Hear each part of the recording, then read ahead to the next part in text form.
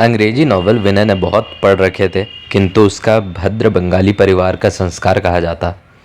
इस तरह उत्सुक मन लेकर किसी स्त्री को देखने की कोशिश करना उस स्त्री के लिए अपमानजनक है और अपने लिए निंदनीय।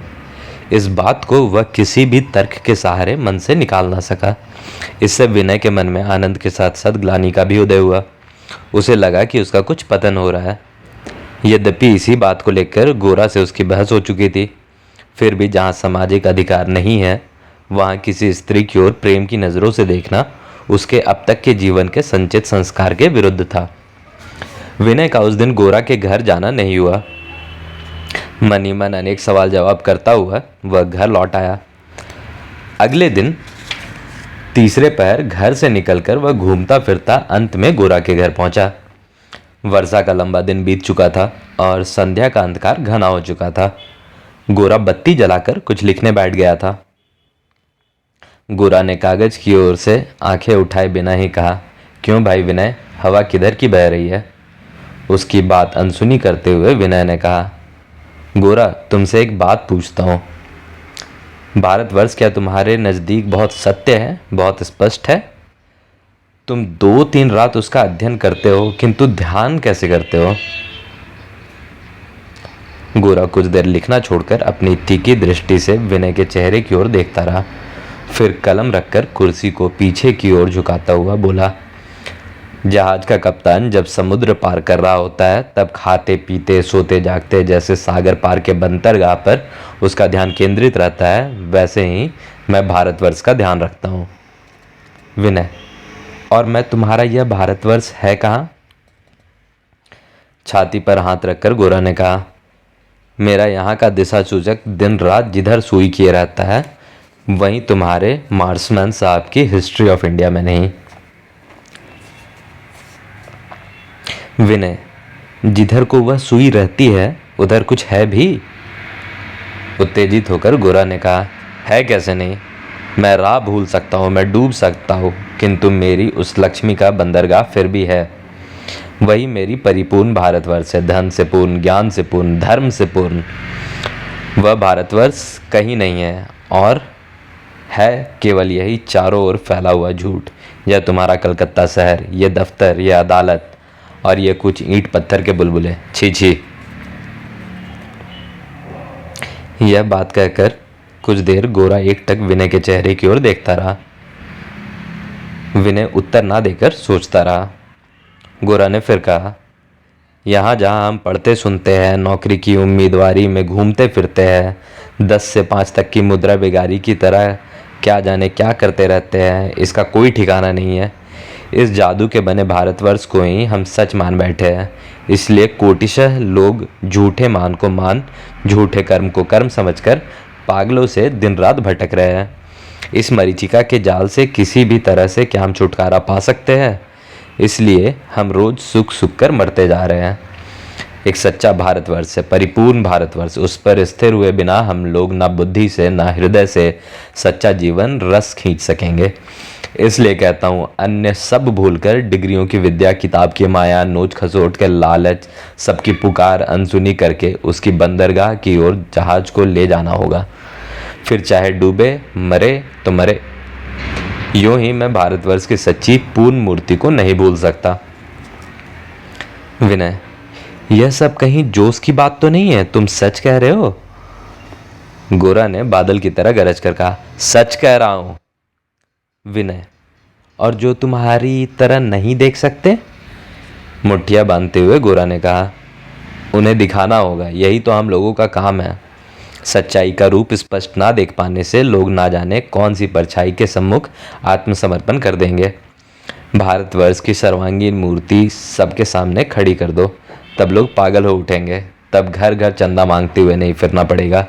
लोग खुद जान देने के लिए एक दूसरे को धकेलते हुए आगे आएंगे। विनय, या तो मुझे भी उन अन्य बीसियों लोगों की तरह बहते चले जाने दो, या मुझे भी वही मूर्ति दिखाओ। गोरा, साधना करो, मन में दृढ़ विश्वास हो तो कठोर साधना में ही सुख मिलेगा। हमारे शौकिया पैट्रियोट लोगों में सच्चा विश्वास नहीं है, इसलिए वे ना अपने ना दूसरों के सामने कोई जोरदार दावा कर पाते हैं। स्वयं कुबेर भी यदि उन्हें वर देने आते तो शायद वे लाट साहब के चपरासी की गिलटदार पेटी से अधिक कुछ मांगने का साहस न कर पाते। उनमें विश्वास नहीं है, इसलिए कोई आशा भी नहीं है।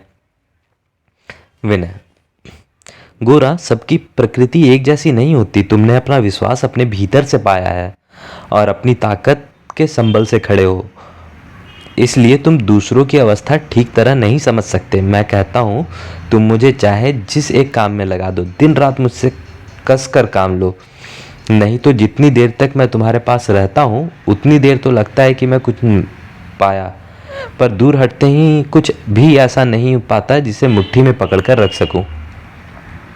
गोरा: काम की बात कहते हो, इस वक्त हमारा एकमात्र काम यह है कि जो कुछ स्वदेश का है उसके प्रति बिना संकोच, बिना संशय, संपूर्ण श्रद्धा जताकर देश के अन्य अविश्वासियों में भी उसी श्रद्धा का संचार कर दे। देश के मामले में लज्जित होकर हमने अपने मन को गुलामी के विष से दुर्बल कर दिया है। हम में से प्रत्येक अपने सदाचरण द्वारा इसका प्रतिकार करे, तभी हमें काम करने का क्षेत्र मिलेगा। अभी जो भी काम हम करना चाहेंगे वह केवल इतिहास की स्कूली किताब लेकर दूसरों की नकल करना मात्र होगा। उस झूठे काम में हम क्या कभी भी सच्चाई से अपना पूरा मन प्राण लगा सकेंगे? उससे तो अपने को केवल और हीन ही बना लेंगे। इसी समय हाथ में हुक्का लिए थोड़े आलस भाव से महीम ने कमरे में प्रवेश किया। यह समय महीम के दफ्तर से लौटकर नाश्ता करके पान का एक बीड़ा मुंह में और 6-7 बीड़े डिबिया में रखकर सड़क के किनारे बैठकर हुक्का पीने का था। थोड़ी देर बाद ही एक एक करके पड़ोस के यार दोस्त आ जुटेंगे। तब ड्योढ़ी में लगे हुए एक कमरे में ताश का खेल जमेगा। बड़े भाई के कमरे में आते ही कुर्सी छोड़कर गोरा उठ खड़ा हुआ। महीम ने हुक्के से कस लगाते हुए कहा, भारत के उद्धार के लिए परेशान हो, पहले भाई का उद्धार तो करो। गोरा महीम के चेहरे की ओर देखता रहा। महीम बोला, हमारे दफ्तर में जो नया बाबू आया है उसका लकड़बग्घे जैसा मुंह है। वह बहुत ही शैतान है। बाबुओं को बैबून कहता है। किसी की यदि माँ भी मर जाए तो भी छुट्टी देना नहीं चाहता। कहता है बहाना है।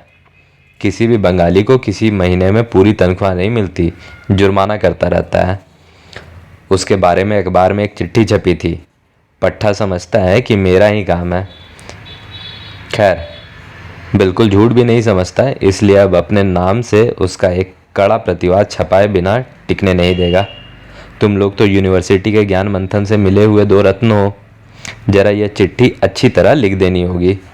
जहाँ तहाँ इसमें even handed justice, never failing generosity, kind courteousness इत्यादि इत्यादि फिकड़े जड़ देने होंगे।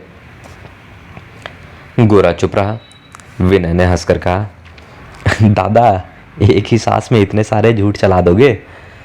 महीम सठे साठे समाचरित, बहुत दिनों तक उसके साथ में रहा हूँ, सब कुछ मेरा देखा हुआ है।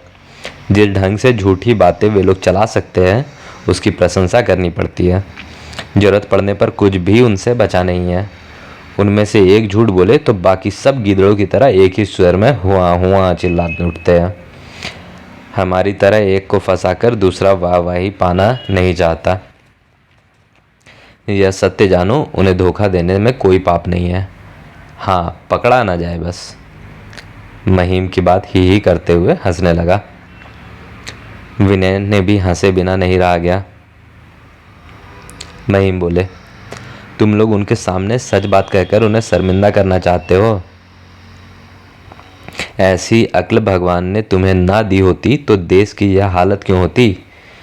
इतना तो समझना चाहिए कि जिसके पास ताकत है वह यदि सेंध भी लगा रहा हो तो हिम्मत दिखाकर उसे पकड़वाए जाने पर वह शर्म से फिर नहीं झुकाता, बल्कि उल्टे चिमटा उठाकर साधु की तरह हुंकार कर मारने आता है।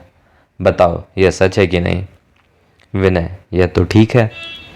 महीम, उससे भी बड़े झूठ के कोल्हू से बिना मूल्य का जो तेल मिलता है वह एक आध छटांग उसके पैरों पर चुपड़ कर यदि कहे, साधु महाराज, बाबा, परमहंस जी, कृपा करके अपनी झोली जरा झाड़ दीजिए, उसकी धूल पाकर भी हम तर हो जाएंगे, तो शायद ही अपने ही घर के चोरी हुए माल का कम से कम एक हिस्सा फिर अपने हाथ लग सकता है और साथ ही शांति भंग की भी आशंका नहीं रहती। सोचकर देखो तो इसी को ही कहते हैं पेट्रियोटिज्म। किंतु मेरा भैया बिगड़ रहा है। हिंदू होने के नाते वह मुझे बड़े भाई की तरह बहुत मान देता है। उसके सामने मेरी आज की बात ठीक बड़े भाई की सी नहीं हुई, लेकिन भाई क्या किया जाए, झूठी बात के बारे में भी तो सच्ची बात कहनी पड़ती है। विनय, लेकिन वह लेख मुझे ज़रूर चाहिए। रुको, मैंने कुछ नोट लिख रखे हैं, वह ले आऊँ। कस लगाते लगाते महिम बाहर चले गए। गोरा ने विनय से कहा, वीनू, तुम दादा के कमरे में जाकर उन्हें बहलाओ, मैं जरा यहाँ लेख पूरा कर लूँ। सुनते हो, घबराओ नहीं, तुम्हारे पूजा घर में नहीं आ रही हूँ। हवन पूरा करके जरा उस कमरे में आना, तुमसे बात करनी है। 2 नए सन्यासी आए हैं जो कुछ देर तक अब तुमसे भेंट नहीं हो सकेगी। यह मैं समझ गई, इसलिए कहने आई थी, भूल नहीं जाना, जरूर आना।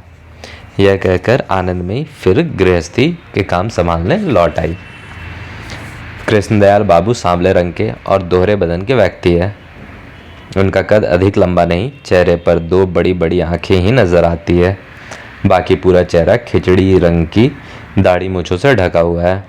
हमेशा गेरुए रंग के रेशमी कपड़े पहने रहते हैं। पैरों में खड़ाऊ, हाथ के निकट ही पीतल का कमंडल रहता है। सामने की ओर चांद दिखाई देने लगी है। बाकी लंबे लंबे बाल सिर के मध्य में एक बड़ी सी गांठ के रूप में बंधे रहते हैं। एक समय पश्चिम में रहते हुए पलटनिया गोरों के साथ हिल मिलकर मांस मदिरा सभी कुछ खाते पीते रहे। उन दिनों देश के पुजारी, पुरोहित, वैष्णव, सन्यासी अथवा इसी श्रेणी के लोगों से उलझकर उन्हें नीचा दिखाने को भी पौरुष समझाते थे। अब ऐसी कोई बात ही नहीं होगी जिसे वो मानने को तैयार ना हो। नए सन्यासी को देखते ही साधना की नई रीति सीखने के लिए उनके पास धरना देकर बैठ जाएंगे। मुक्ति की निगूढ़ पथ और योग की निगूढ़ प्रणालियों के लिए उनमें बेहद रुचि है। तांत्रिक साधना का अभ्यास करने के विचार से कुछ दिन वे उपदेश लेते रहते हैं। इसी बीच किसी बौद्ध श्रमण की खबर पाकर उनका मन फिर चंचल हो उठा है। जब उनकी पहली स्त्री एक पुत्र को जन्म देकर मरी, तब उनकी उम्र कोई 23 बरस की थी। लड़के को ही मां की मृत्यु का कारण मान उस पर रोष करके उसे ससुराल में छोड़कर वैराग्य की सनक में कृष्णदयाल पश्चिम चले गए। वहाँ 6 महीने के अंदर ही काशीवासी सार्वभौम महाशय की पितृहीना नातिन आनंदमयी से उन्होंने विवाह कर लिया। पश्चिम में ही कृष्णदयाल ने नौकरी की खोज की और तरह तरह के उपायों से सरकारी नौकर चाकर में भी धाक जमा ली। इधर सार्वभौम महाशय की मृत्यु हो गई। कोई दूसरा संरक्षक ना होने से उन्हें पत्नी को साथ ही रखना पड़ा। इसी बीच जब सिपाही विद्रोह हुआ, तब युक्ति से 2-1 ऊंचे अंग्रेज अफसरों की जान बचाकर उन्होंने यश के साथ साथ जागीर भी पाई। विद्रोह के कुछ दिन बाद ही नौकरी छोड़ दी और नवजात गोरा को लेकर कुछ समय काशी में ही रहते रहे। गोरा जब 5 बरस का हुआ, तब कृष्णदयाल कलकत्ता आ गए। बड़े लड़के महिम को उसके मामा के यहाँ से लाकर उन्होंने अपने पास रखा और पाल पोस कर बड़ा किया। अब पिता की जान पहचान वालों की कृपा से महिम सरकारी खजाने में नौकरी कर रहा है और तरक्की पा रहा है। बचपन से ही गोरा मोहल्ले के स्कूल वाले बच्चों का सरदार रहा। मास्टरों और पंडितों का जीना दुभर कर देना ही उसका मुख्य काम और मनोरंजन रहा। कुछ बड़ा होते ही वह विद्यार्थियों के क्लब में स्वाधीनता विहीन कौन जीना चाहेगा और 20 कोटि जनता का घर है गाकर अंग्रेजों में भाषण देकर छोटे विद्रोहियों का सेनापति बन बैठा। अंत में जब छात्र सभा के झंडे के नीचे से निकलकर वयस्कों की सभा में भी वह भाषण देने लगा, तब यह कृष्णदयाल बाबू के लिए मानो बड़े आश्चर्य का विषय हो गया। गोरा की धाक देखते ही देखते बाहर के लोगों में जम गई, किंतु घर में किसी ने उसे ज़्यादा मान नहीं दिया। महिम तब नौकरी करने लगे थे। वे गोरा को कभी पैट्रियट बड़े भैया और कभी हरीश मुखर्जी 10 सेकंड कहकर इस तरह से चिढ़ाकर उसे हतोत्साहित करने का प्रयत्न करते। बीच बीच में बड़े भाई के साथ गोरा की हाथापाई होते होते रह जाती। गोरा के अंग्रेज द्वेष से आनंदमयी मन ही मन बहुत परेशान होती और अनेक प्रकार से उसे शांत करने की चेष्टा करती, पर सब बेकार। गोरा रास्ता चलते कोई मौका देख किसी अंग्रेज से मारपीट करके अपने को धन्य मानता। इधर केशव बाबू की वक्तृताओं से प्रभावित होकर गोरा ब्रह्म समाज की और विशेष आकृष्ट हुआ। उधर ठीक उसी समय कृष्णदयाल घोर रूप से अचारनिष्ठ हो उठे। यहाँ तक कि उनके कमरे में गोरा के जाने से भी वह बेचैन हो उठते। उन्होंने 2-3 कमरों का मानो अपना स्वतंत्र महल बना लिया। घर के उतने हिस्से के द्वार पर उन्होंने साधनाश्रम लिखकर लकड़ी की तख्ती लटका दी। गोरा का मन पिता के इन कारनामों के प्रति विद्रोही हो उठा। ये सब बेकार की बातें मैं नहीं सह सकता, ये मेरी आंखों में चुभती है। यह घोषित करके पिता से सभी संबंध तोड़कर गोरा बिल्कुल अलग हो जाने की बात सोचने लगा था। पर आनंदमयी ने किसी तरह उसे समझा बुझाकर रोक लिया था। पिता के पास जिन ब्राह्मण पंडितों का आना जाना होता रहता था, गोरा मौका मिलते ही उनके साथ बहस छेड़ देता था। उसे बहस ना कहकर बल दिखाना ही कहना ठीक होगा। उनमें से अनेक का ज्ञान बहुत साधारण और अर्थलोभ असीम होता था। गोरा को वे हरा नहीं सकते थे, बल्कि उससे ऐसे घबराते थे मानो वह बाधा हो। इन सब में अकेले हरचंद विधवागीस के प्रति गोरा के मन में श्रद्धा थी। विधवागीस को कृष्णदयाल ने वेदांत चर्चा करने के लिए नियुक्त किया था। पहली ही बार उनसे उग्र भाव से लड़ाई करके गोरा ने देखा कि उनसे लड़ाई चल ही नहीं सकती। केवल यह बात नहीं है कि वे विद्वान थे, उनमें एक अत्यंत आश्चर्यजनक उदारता भी थी। केवल संस्कृति ऐसी अच्छी और साथ साथ ऐसी प्रशस्त बुद्धि किसी की ही हो सकती है। गोरा इसकी कल्पना भी नहीं कर सकता था। विद्यावागीस के स्वभाव में क्षमा और शांति का ऐसा अविचल धैर्य और गंभीरता थी कि उनके सामने स्वयं अपने को संयम ना करना गोरा के लिए असंभव था। गोरा ने हरचंद्र से वेदांत दर्शन पढ़ना शुरू किया। कोई काम अधूरे ढंग से करना गोरा के स्वभाव में ही नहीं है, अतः वह दर्शन की आलोचना में बिल्कुल निमग्न हो गया। इन्हीं दिनों संयोग से एक अंग्रेज मिशनरी ने किसी अखबार में हिंदू शास्त्र और समाज पर आक्रमण करते हुए देश के लोगों को तर्क युद्ध की चुनौती दी। गोरा तो एकदम आग बबूला हो गया। हालांकि वह स्वयं मौका मिलने पर शास्त्र और लोकाचार की निंदा करके विरोधी मत के लोगों को भरसक पीड़ा पहुंचाता रहता था, किंतु हिंदू समाज के प्रति एक विदेशी की अवहेलना मानो से बरछी सी चुभ गई। गोरा ने अखबार में लड़ाई छेड़ दी। दूसरे पक्ष ने हिंदू समाज में जितने दोष दिखाए थे, गोरा ने उनमें से कोई भी जरा सी भी स्वीकार नहीं किया। दोनों पक्षों से लंबी चिट्ठी पत्री के बाद संपादक ने घोषित किया कि इस विषय में और वाद विवाद प्रकाशित नहीं किया जाएगा। गोरा को तब बहुत गुस्सा चढ़ गया था। उसने हिंदुइज्म नामक नाम देकर अंग्रेजी में एक पुस्तक लिखना आरंभ कर दिया, जिसमें वह अपनी योग्यता के अनुसार सभी युक्तियों और शास्त्रों से हिंदू धर्म और समाज की अनित्य श्रेष्ठता के प्रमाण खोजकर संग्रह करने में जुट गया। इस प्रकार मिशनरी के साथ लड़ाई करते करते गोरा धीरे धीरे अपनी वकालत में स्वयं ही हार गया। उसने कहा, हम अपने देश को विदेश की अदालत में अभियुक्त की तरह खड़ा करके विदेशी कानून के अधीन उसका विचार क्यों होने दे। विलायत के आदर्श से एक एक बात की तुलना कर हम न लज्जित होंगे न गौरव भी मानेंगे। जिस देश में जन्मे हैं उस देश के आचार विश्वास शास्त्र या समाज के लिए दूसरों के या अपने सामने जरा भी शर्मिंदा नहीं होंगे। देश का जो कुछ है सभी को सहर्ष और सगर्व भाव से सिर माथे पर लेकर देश को और स्वयं को अपमान से बचाएंगे। ऐसा मानकर गोरा ने चोटी रखी, गंगा स्नान और संध्या वंदन आरंभ किया, खान पान और छुआछूत के नियम मानने लगा। तभी से वह रोज सुबह माता पिता के चरणों की धूल लेता। जिस महिम को वह बात बात पर क्रेड और स्नॉब कह दिया करता था, उसी को देखते ही उठ खड़ा होता और आदर से प्रणाम करता। महिम इस नई भक्ति को लेकर उस पर मनमाने व्यंग करता रहता, किंतु कभी गोरा उनका उत्तर नहीं देता। अपने उपदेश और आचरण से गोरा ने समाज के एक गुट को मानो जगा दिया। वे एक बड़ी खींचतान से मुक्त हो गए और मानो लंबी सांस लेकर वह कह उठे, हम अच्छे हैं या बुरे, सब है या असब, इसके बारे में हम किसी को कोई जवाब नहीं देना चाहते। 16 आने हम केवल यह अनुभव करना चाहते हैं कि हम हैं। गोरा में हुए इस परिवर्तन से कृष्णदयाल प्रसन्न हुए। ऐसा नहीं जान पड़ा। एक दिन उन्होंने गोरा को बुलाकर कहा, देखो जी, हिंदू शास्त्र बड़ी गहरी चीज़ है। ऋषि लोग जो धर्म स्थापित कर गए हैं उसकी गहराई को समझना जिस तिस का काम नहीं है।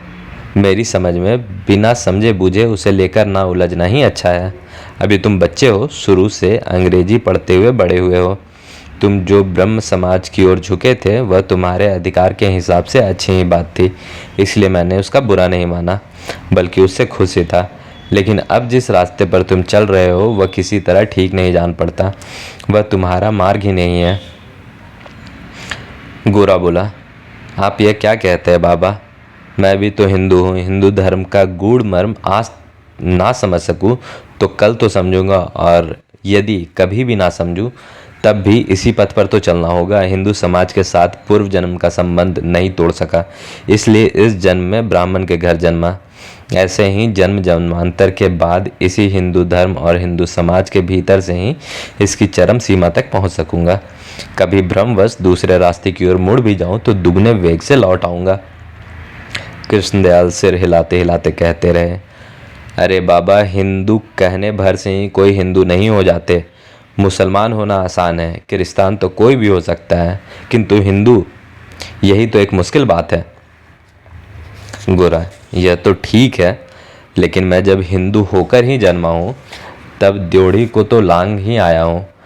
अब ठीक तरह से साधना करके धीरे धीरे आगे भी बढ़ सकूँगा। कृष्णदयाल, बाबा, बहस करके तो तुम्हें ठीक से नहीं समझा सकूँगा, पर तुम जो कहते हो इस तरह एक ही सच है, जिसका जो कर्म फल है, जो निर्दिष्ट धर्म है, एक दिन घूम फिर कर उसे उसी धर्म के पथ पर आना ही होगा। उसे कोई रोक नहीं सकेगा। भगवान की जैसी इच्छा। हम लोग क्या कर सकते हैं? हम तो निमित्त मात्र हैं। कर्म फल और भगवान की इच्छा, सोमवाद और भक्ति तत्व, कृष्णदयाल सभी कुछ एक जैसे भाव से ग्रहण करते हैं। इन सब में परस्पर किसी प्रकार के समन्वय की जरूरत हो, इसका अनुभव उन्हें कभी नहीं होता।